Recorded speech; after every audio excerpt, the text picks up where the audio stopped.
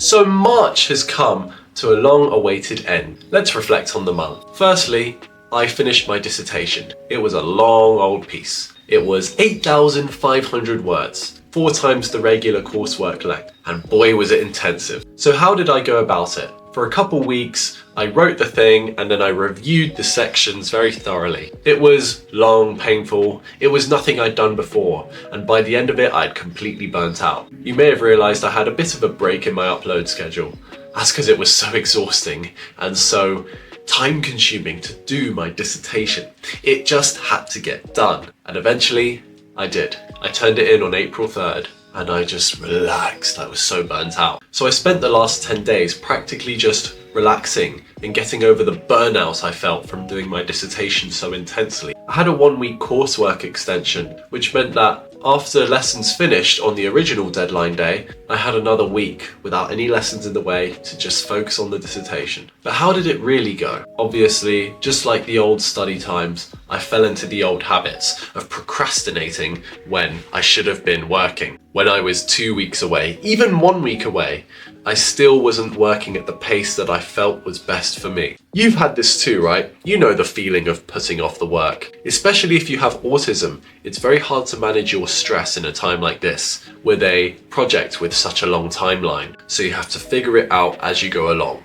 It's tough, it's grueling, but you've got to get it done somehow and manage that stress of yours that's holding you back from working. And honestly, the last week before I turned in my dissertation was the most intense week of study I'd had since revising for my A-levels in 2022. That was a long 7-week exam period. Luckily, this period of work was a lot shorter, but I also had just one big long project that was worth about, let's say, 3 or 4 exams in the A-level season. So for the short 2 weeks in the lead up to the submission of the dissertation, I worked harder than the hardest I'd worked in my A-level times comparatively. And a more intense study session means a more intense burnout afterwards. Hence I could barely work for the next 10 days.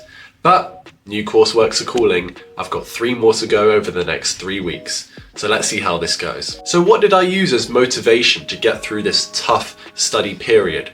I had to use the prospects of going away in summer. So I'm going away to Bali in 3 weeks, and in March I planned it. So I got ultra cheap flights to go to Bali, and I'm gonna stay there for 3 weeks. I used that as motivation to get my dissertation done, knowing that after the hard times, the good times are coming. Naturally, after such an intense period of hard work, you've got to reward yourself. Otherwise you will disassociate and become so burnt out. It's not worth it. I'm also going away to Morocco in June for the first time, so that was good to look forward to as well. Then in terms of other small things, I'm a Nintendo fan, as I always have been, so I look forward to the Nintendo Switch 2 reveal, which was broadcast the day before my dissertation was due. So I let myself get motivated to watch that, having done a lot of work. I wasn't finished by the time the broadcast came, but I used it as a bit of motivation to work that morning. Then I watched it, and I got on with some more work later. So overall, the month was all about grinding through the toughest project of my life so far. I know there are going to be more tough projects to come in my life, naturally as life progresses, but I don't know what they will be yet. Neither did I know how hard a dissertation would be when I started my degree almost 3 years ago. Which just goes to show that every life experience you have counts. You'll never know when you need the skill in the future. So whatever projects you have now, you better give it your all so that you become better when the next time comes where you have to use that certain skill. I know I'll have to use the skills I developed during that long study grind session in the future when I work on projects helping people with autism, for example, or even not work-related things like reading books and questioning yourself on things, learning a new language, learning a new sport. It's all the same.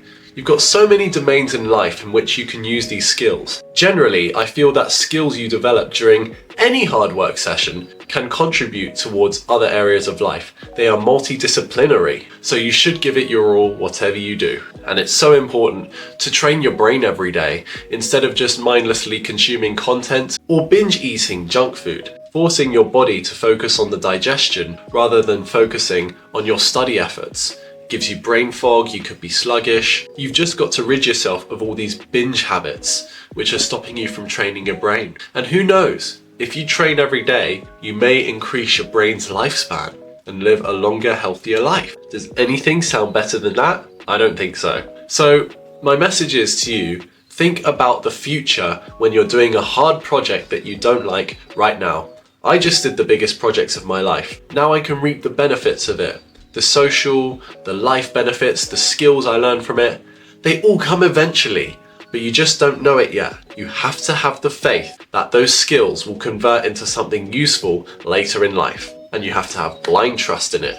Trust the process. Always. It's just like the saying goes. Be hopeful for what comes ahead and work hard in the meantime. Thank you so much for listening. Let me know how the month of March went for you in the comments and what lessons you may have learned. Take care and see you in the next video.